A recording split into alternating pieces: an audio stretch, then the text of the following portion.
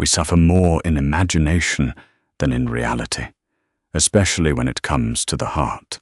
What if the agonizing pain of a breakup, the bitter sting of rejection, and the heavy void of loss were not curses, but the ultimate tests of your character? Listen closely. Here are 6 hard Stoic truths that will fundamentally change how you see love, loss, and rejection. The rain lashed against the heavy oak door of the coastal cabin, matching the storm that raged inside Jason's chest. For 3 weeks, he had been a ghost haunting his own life. The woman he loved, the woman he had meticulously built his future around, had walked away. There was no betrayal, no cinematic explosion of anger, just the quiet, devastating words. "I don't want this anymore." Jason had fled the city, seeking out Demetrius, an old family friend and a retired professor of ancient philosophy. Demetrius lived alone on this rugged stretch of coastline, his life a testament to quiet simplicity and profound resilience. When Demetrius opened the door, he didn't offer pity. He simply stepped aside, gesturing for Jason to enter the warmth of the hearth. For hours, Jason poured out his soul. He spoke of the time wasted, the injustice of her sudden departure, the agonizing feeling that a vital piece of his own anatomy had been violently amputated. "I gave her everything," Jason muttered, staring into the flickering flames of the fireplace. "I built my life around her.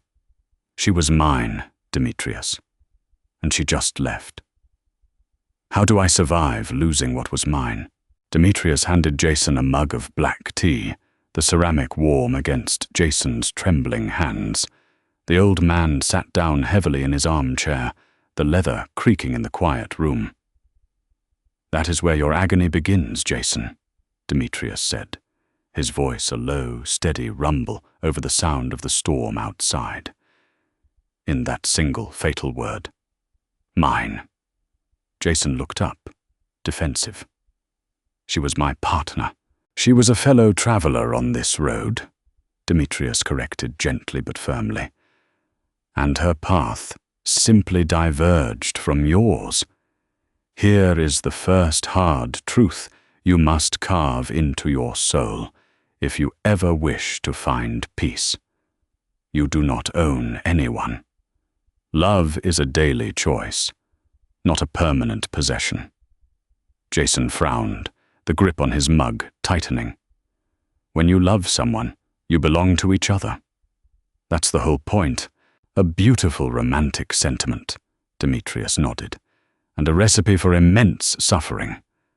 We humans are deeply confused about the nature of attachment.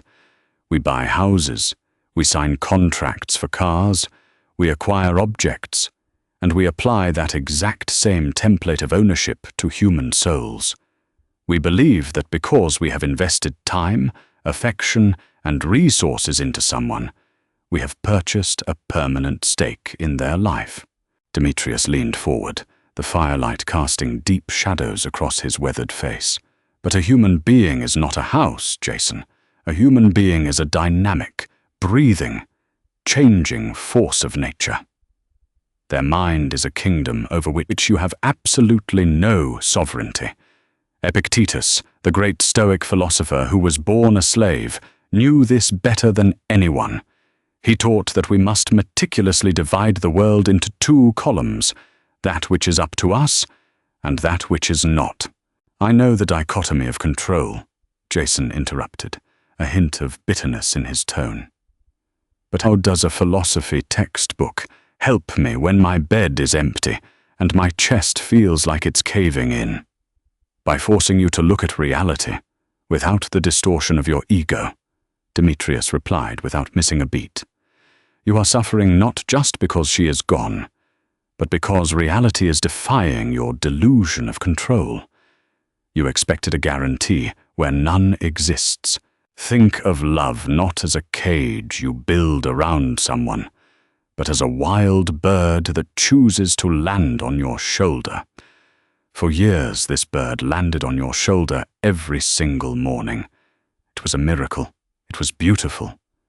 But instead of waking up every day and saying, "How wonderful that the bird has chosen me again today," you began to believe you owned the bird.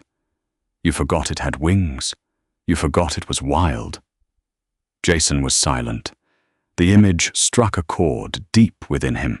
When she woke up and decided she no longer wanted the relationship, she was exercising the fundamental freedom that every human being possesses. Demetrius continued, his voice softening. You want to bind her will to yours, because it makes you feel safe. But true love, Stoic love, is the ultimate act of bravery. It is looking at the person you adore and realizing you are entirely free. You can leave at any moment. And yet, I will love you today. But it hurts, Jason whispered, the defiance draining from him, leaving only exhaustion. Of course it hurts. You are human, Demetrius validated, placing a hand on Jason's shoulder. But do not add to your natural pain the unnatural suffering of entitlement. You feel you were robbed. You were not robbed. You cannot be robbed of something you never owned. You were simply given a gift for a limited time. And now, the time is up. Demetrius stood up to tend to the fire, taking an iron poker to the logs. Sparks flew up the chimney like dying stars. If you can accept this first truth, Demetrius said, his back turned to Jason, you will never be destroyed by rejection again, because rejection is simply another human being exercising their agency. It is their right to choose their path. When you demand they choose you, you are not loving them. You are loving your own comfort. Release the illusion of ownership, Jason. Only then can you actually appreciate the people in your life, not as extensions of yourself, but as sovereign individuals who are gracing you with their presence. Jason stared into his tea. The storm outside seemed to rage on, but for the first time in weeks, the storm in his mind found a tiny, quiet eye. The agonizing thought, how could she do this to me, began to slowly warp into a much harder but far more liberating reality. She didn't do this to me. She just did it for herself. The morning broke with a piercing, blinding clarity. The violent winds of the night before had scoured the sky clean, leaving a brilliant, cloudless blue. Jason stepped out onto the wooden deck of the cabin, pulling his heavy wool coat tight against the biting coastal air. The sea, previously a churning black monster, was now a vast, glittering expanse of turquoise and deep indigo. Along the beach, the sand was littered with debris, driftwood, tangles of kelp, and shattered shells violently upended by the tide.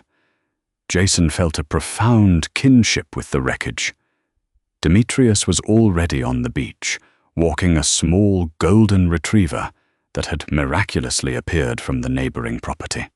The old man waved, signaling Jason to join him.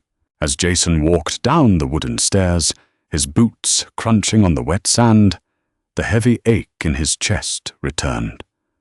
The logic of the previous night, the release of ownership, made intellectual sense.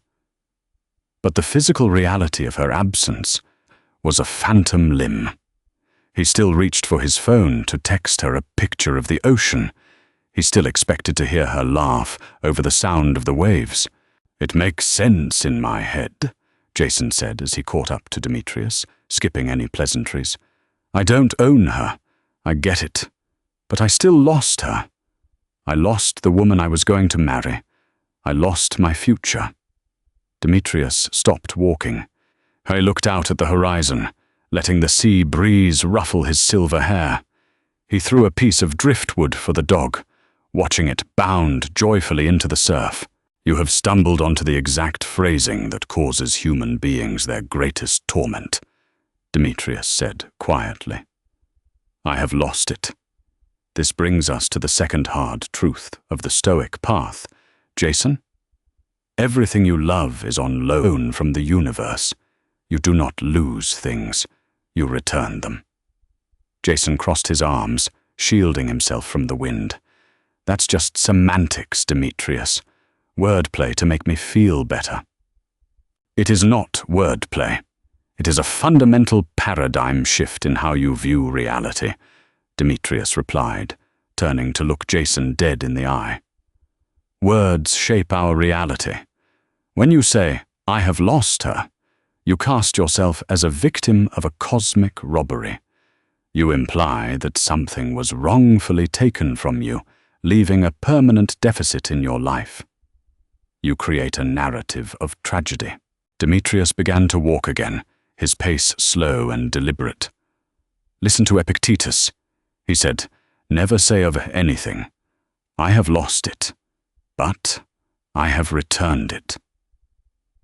Is your child dead? It is returned. Is your wife dead? She is returned. Is your estate taken away? Well, and is not that likewise returned?" Jason shuddered. That sounds incredibly cold, almost sociopathic. It only sounds cold to a society that is terrified of mortality and impermanence, Demetrius countered. "Tell me, Jason, when you go to a library and borrow a beautiful, profound book, a book that makes you weep, that changes your perspective on the world, do you curse the librarian when it is time to give it back?" "No," Jason admitted. "I knew I had to return it." "Exactly. You knew the terms of the agreement before you opened the first page," Demetrius said, his eyes shining with intense clarity. "You enjoyed the book because it was in your possession for a fleeting moment. But with human beings, with love, we develop spiritual amnesia. We forget the terms of the agreement." Demetrius stopped and pointed at the vast ocean. "Nature gives, and nature takes back. It is the only constant in this universe. The cells in your body are dying and being replaced right now. The tide comes in and the tide goes out. The relationship you had was a miraculous, beautiful configuration of atoms, time, and circumstance. For a few years, the universe loaned this woman to you. You experienced joy, growth, companionship, and love." Demetrius turned back to Jason, his expression softening into one of deep empathy. "And now, the universe has recalled the loan. She has been returned. Why do you curse the lender instead of thanking them for the loan?" Jason felt a lump form in his throat. The bitterness that had been acting as a shield for his grief was beginning to crack. "Because I thought the loan was for a lifetime. I wanted more time." "We always want more time," Demetrius said softly. "But demanding eternity is a rejection of reality. The Stoic does not grieve the return of a beautiful thing. The Stoic is profoundly grateful that they were permitted to hold it at all." Demetrius pointed to a piece of sea glass at Jason's feet. It was a brilliant, frosted emerald green, smoothed by years of violent tossing in the waves. Jason picked it up, rubbing his thumb over its soft edges. "Think about your memories with her," Demetrius instructed. "Right now, you are using them as weapons against yourself. Every happy memory is a knife you plunge into your own chest, because you are focusing on the fact that those moments are gone. You are letting the end of the story ruin the entire book." "How do I stop?" Jason asked, his voice cracking, a single tear escaping and mixing with the sea spray on his cheek. "By changing your vantage point," Demetrius said. "Instead of mourning what you do not have today, stand in awe of what you did have yesterday. Shift your posture from a beggar demanding more to an aristocrat of the spirit who recognizes how wealthy he has been." Demetrius placed his rough, calloused hands on Jason's shoulders. Say it, Jason.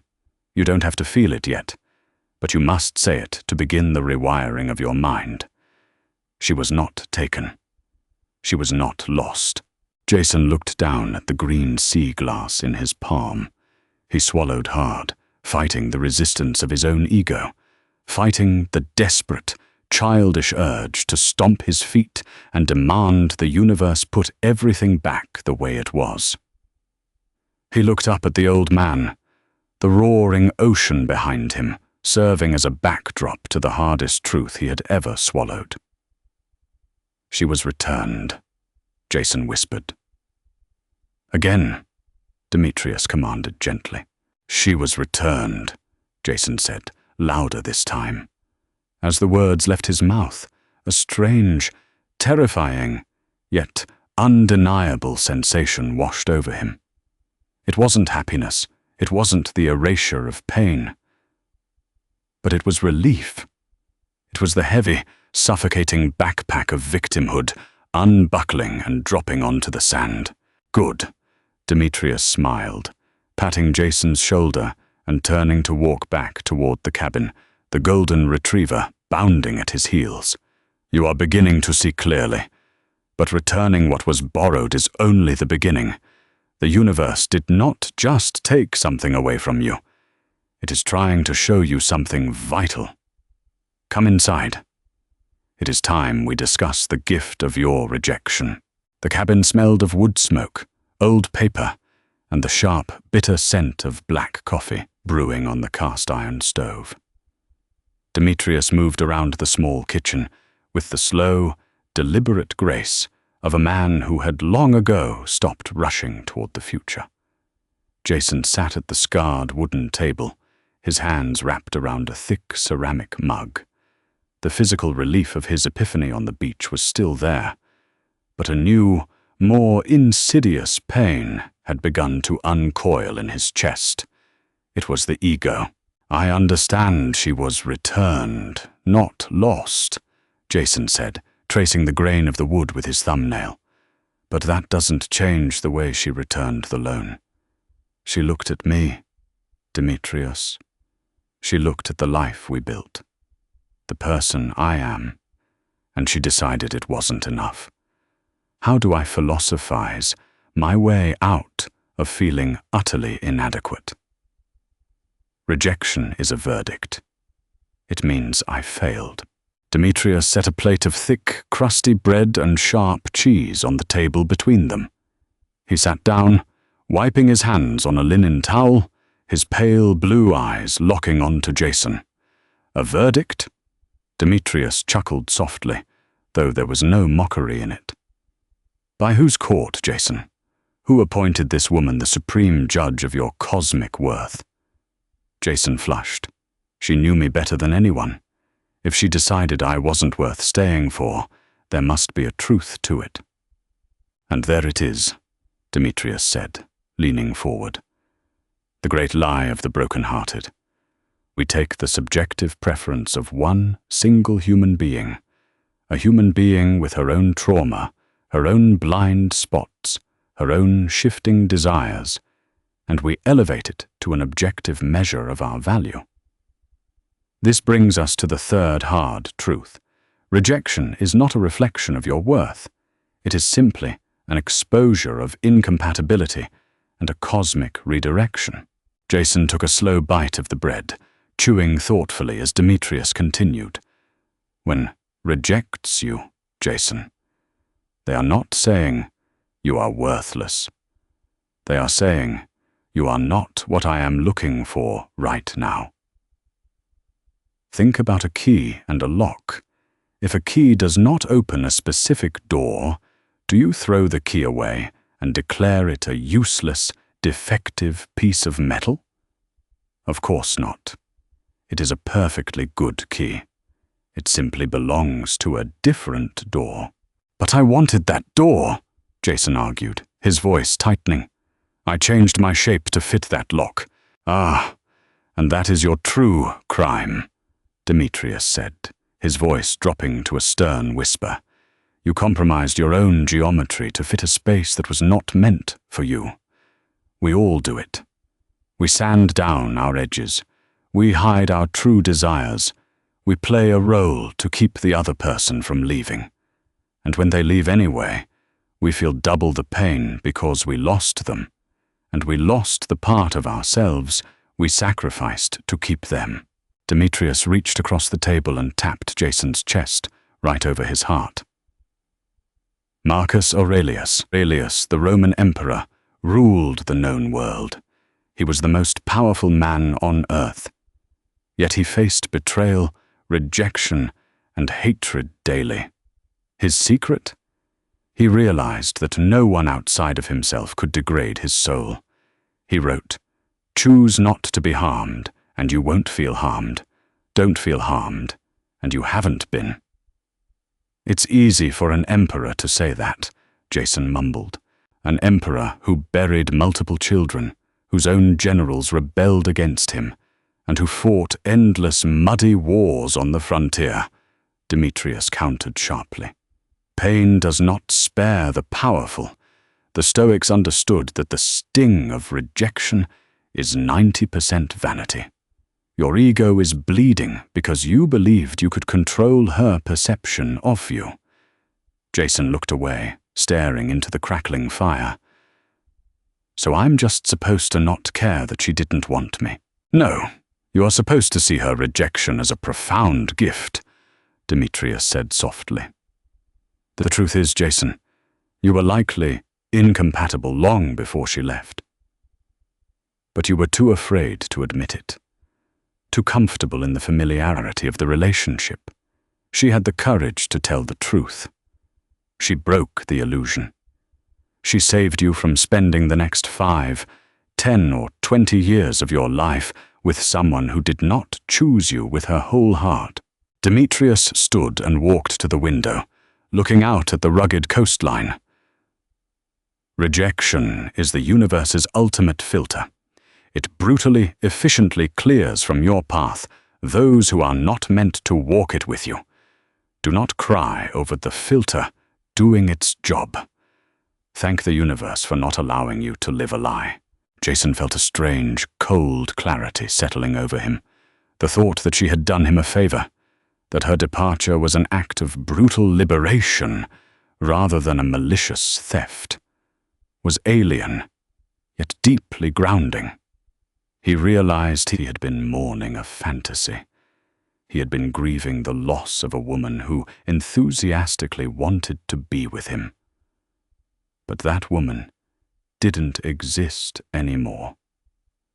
"I was holding on to a ghost," Jason whispered. "We all do, until we learn to respect the reality of the present moment over the comfort of our memories," Demetrius replied, turning back to him. "Your armor against rejection is not to become cold or cynical, or to convince yourself you never cared. Your armor is the unshakable knowledge that your worth is generated from within. Which brings us to the most vital work you must do now. Drink your coffee. We have wood to chop." The afternoon sun was sinking lower, casting long, golden shadows across the clearing behind the cabin. The air was crisp, carrying the scent of pine needles and salt. Demetrius handed Jason a heavy, well-worn splitting maul with a smooth hickory handle. In front of them sat a massive pile of unseasoned oak rounds. "Physical labor," Demetrius announced, stepping back and gesturing to the wood, "is the fastest way to get out of the labyrinth of your mind and back into the reality of your body. Split." Jason took his stance. He hoisted the heavy maul over his shoulder and brought it down with a fierce, guttural grunt. The steel head struck the oak round with a dull thwack, sinking only an inch into the tough, fibrous wood. The shock reverberated up Jason's arms, jarring his shoulders. "You are swinging with anger," Demetrius observed calmly from a nearby stump. "Anger is a poor fuel. It burns hot and fast, and it blinds you to technique. Find the existing crack in the wood. Let the weight of the tool do the work, not your ego. Jason pulled the maul out, adjusted his grip, and looked at the wood. He found a hairline fracture running out from the center. He raised the maul, breathed out, and let it fall. A satisfying crack echoed through the clearing as the oak split cleanly in two. "Better," Demetrius nodded. "Now, as you chop, I want you to think about the foundation of your life before the storm hit." Jason settled into a rhythm. Lift, drop, crack. "My foundation?" Jason asked between swings. "It was us. We were building a life together. We had a joint bank account, shared friends, plans for a house." "You made her your foundation," Demetrius corrected. "And what happens to a building when you remove a load-bearing pillar?" "It collapses," Jason said, pausing to wipe sweat from his brow. "Precisely. And that is why you are in agonizing pain. You did not just lose a relationship, you lost your structural integrity. This is the fourth hard truth. Your core identity and happiness must never be outsourced to another person. You must build an inner citadel." Demetrius stood and walked over, placing a hand on the handle of the maul, stopping Jason before his next swing. Seneca, another great Stoic, wrote beautifully about this. He warned against attaching your soul to things outside of your control. When you make another human being the source of your happiness, your peace, and your identity, you are building your house on a fault line. You are handing the keys to your emotional kingdom to a stranger and begging them not to burn it down. Jason leaned on the maul, his breath puffing into small white clouds in the cooling air. "But isn't that love is? Vulnerability? Giving yourself to someone else? Vulnerability is sharing your life with someone. It is not handing them the blueprint of your soul," Demetrius said, his voice firm. "True love is not two halves making a whole. That is a toxic, dependent fairy tale. True love is two entirely whole, self-sufficient individuals choosing to walk side by side, like two pillars of a temple, standing apart, yet supporting the same roof. If one pillar crumbles, the temple of the relationship may fall, but the remaining pillar must still stand tall on its own."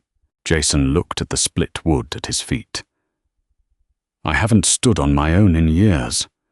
I don't even know what I like anymore, outside of what we liked." I stopped painting because she didn't like the smell of the oils in the apartment.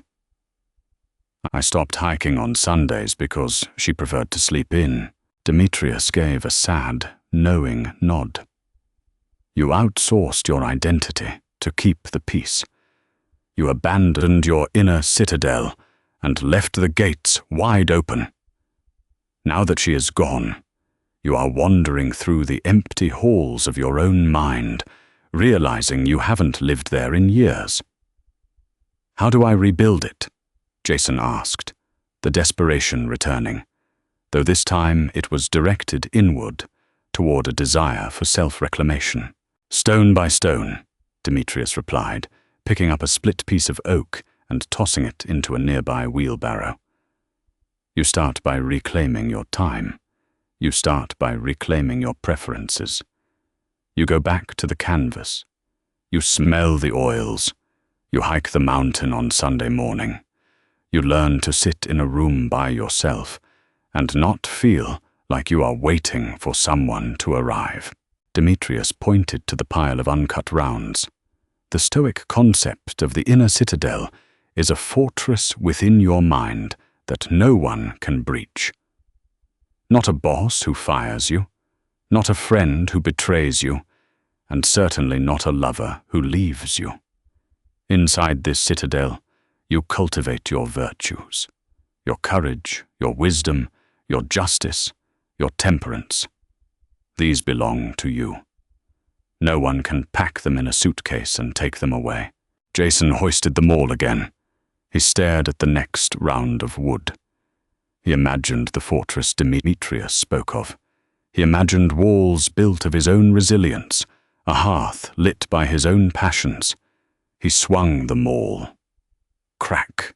"It takes time, Jason," Demetrius said, his voice carrying over the sound of splitting wood. "You will feel lonely. You will feel the draft in your soul where she used to stand. But you must resist the urge to fill that void with another person or with distractions. You must sit in the draft. You must let the cold wind teach you how to build your own fire." Jason didn't stop swinging. With every strike, he imagined he was driving a cornerstone into the earth, laying the foundation for a life that belonged solely to him. He was no longer chopping wood to burn off anger. He was working to forge himself anew.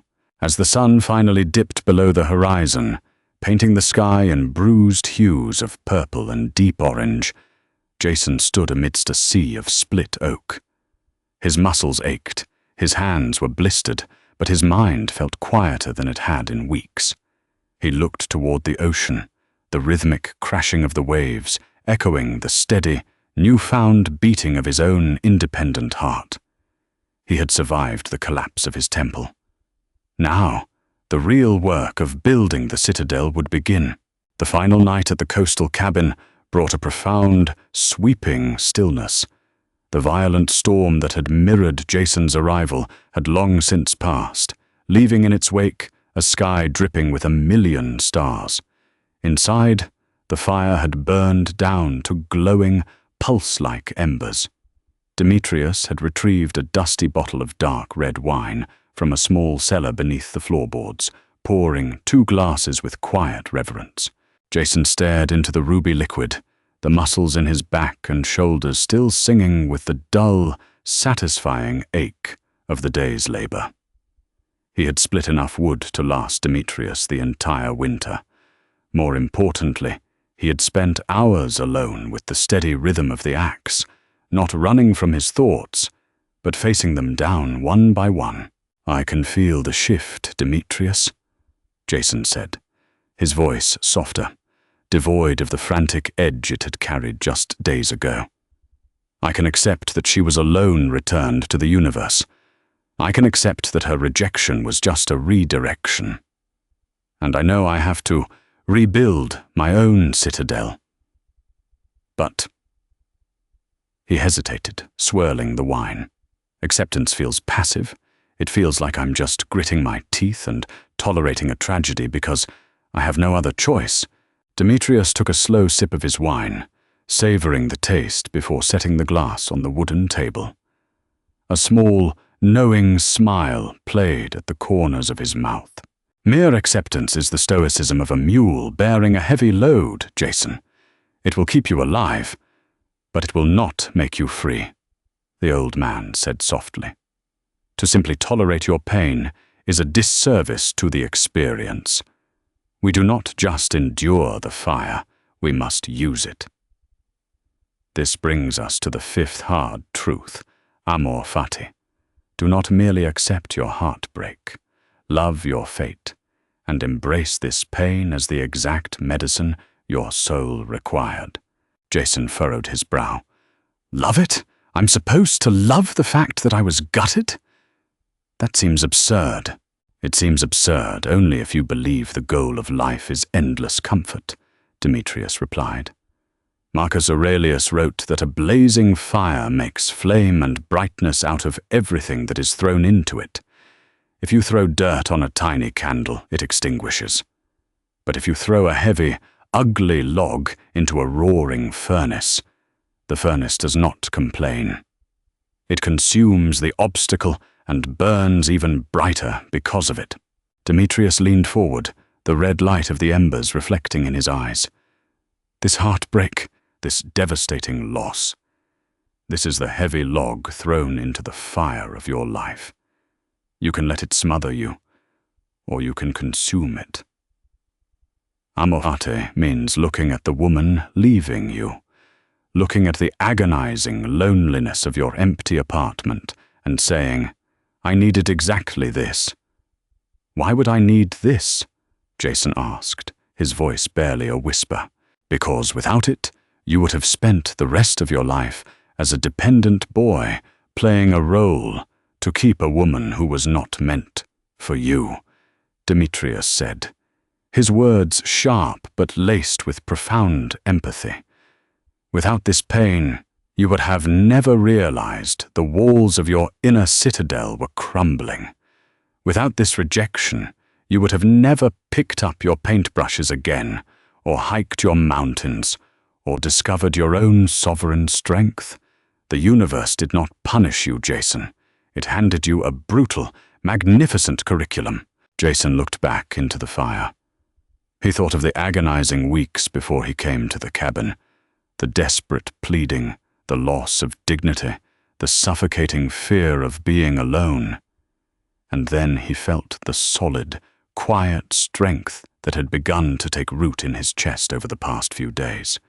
If he had never been broken, he would never have learned how to put himself together properly. "I have to love the fact that it happened, because it's making me who I am supposed to be," Jason realized aloud, a strange sense of awe washing over him. "Exactly," Demetrius nodded. "Do not wish for a lighter burden. Build broader shoulders. When you love your fate, no one can ever use your past to hurt you, because you have already claimed it as your own source of power." The two men sat in companionable silence for a long time, the old wood of the cabin creaking gently in the night breeze. As the embers finally began to turn to ash, Demetrius stood up to clear the glasses. "Tomorrow you return to the city," Demetrius said, standing in the archway of the kitchen. "The ocean has cleansed you, but the real test begins when you walk back into the apartment that still smells like her. Before you sleep, you must understand the final truth. It is the key that locks the door on your suffering for good." Jason stood up, feeling a sudden surge of anticipation. "Tell me, you are still harboring a secret hope," Demetrius observed, looking right through Jason's armor. "A tiny, invisible thread of hope that one day she will realize her mistake, that she will call, that she will apologize, that some grand cosmic scales will balance out and you will be vindicated." Jason swallowed hard. The old man was right. Deep in the recesses of his mind, the fantasy of her returning, even just to admit she was wrong, still lingered. "That hope is poison," Demetrius said firmly. "It keeps you tethered to a ghost. It keeps you chained to a timeline that no longer exists." Here is the sixth hard truth, Jason. The ultimate freedom is found when you stop demanding a different past. True closure does not come from them. It comes from your absolute surrender to what is. Demetrius walked back over and placed both hands firmly on Jason's shoulders. Closure is a myth invented by Hollywood. You do not need her to explain herself. You do not need an apology. You do not need the story to make sense. You simply need to drop the rope. You are in a tug-of-war with reality, pulling desperately against a past that cannot be changed. Let go of the rope. Fall backward into the present moment. Let go of the hope that it could have been different, Jason breathed, the final heavy lock in his mind clicking open. "It could not have been different because it wasn't," Demetrius stated plainly. "Let her go. Not with anger, not with bitterness, but with a profound, silent gratitude. She played her part in your story beautifully. Her chapter is over. Turn the page." The next morning, the coastal fog had lifted entirely, leaving a world painted in stark, vibrant colors. Jason packed his small duffel bag and placed it in the trunk of his car. The crisp morning air filled his lungs, tasting of salt and new beginnings. Demetrius walked him to the car, the golden retriever trotting happily at his side. "Thank you," Jason said, turning to the old philosopher. There were no adequate words to express the magnitude of what had transpired over the last few days. He had arrived a shattered victim. He was leaving an architect of his own soul. "Do not thank me," Demetrius smiled, shaking Jason's hand with a firm, warm grip.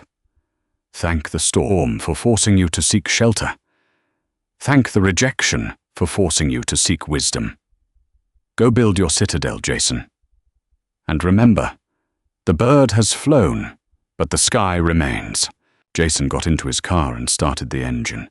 As he drove away, the dirt road winding up the coastal cliffs toward the highway, he looked in the rearview mirror one last time. The cabin grew smaller, blending into the rugged landscape until it disappeared entirely. He reached the highway and turned toward the city. The radio remained off. He didn't need noise to drown out his thoughts anymore. He looked at the empty passenger seat. It didn't look like a void anymore. It looked like open space. It looked like potential.